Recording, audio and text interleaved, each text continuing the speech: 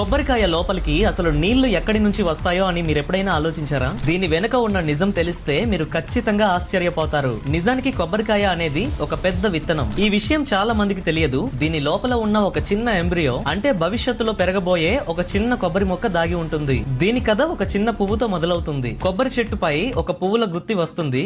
ఇందులో మగ అండ్ ఆడ పువ్వులు ఉంటాయి. వీటిలో పాలినేషన్ జరిగిన తర్వాత ఆడ పువ్వు నెమ్మదిగా ఒక చిన్న కొబ్బరికాయగా మారటం మొదలవుతుంది. మొదట్లో కొన్ని నెలల్లో దీని బయట ఆకుపచ్చని పొర, పీచు అండ్ లోపల ఉండే గట్టి చిప్ప తయారవుతాయి. ఆ తర్వాత 3వ నెల నాటికి కొబ్బరికాయ లోపల ద్రవం చేరటం మొదలవుతుంది. చెట్టు వేర్లు మట్టిలో ఉన్న నీటిని అండ్ ఖనిజాలను పీల్చుకొని చెట్టు కాండంలో ఉండే నాళాల ద్వారా ఆ నీటిని పై భాగానికి పంపుతాయి. ఇంకా ఆకులు సన్ లైట్ నుంచి శక్తిని తయారు చేస్తాయి. ఈ నీరు అండ్ శక్తి అంతా కలిసి కాండాల ద్వారా పైన పెరుగుతున్న కొబ్బరికాయ లోపలికి చేరుతుంది. 7 నుంచి 9వ నెల వచ్చేసరికి ఈ కొబ్బరికాయ ఎంతో తీయగా అండ్ రిఫ్రెషింగ్ గా మారుతుంది. ఆ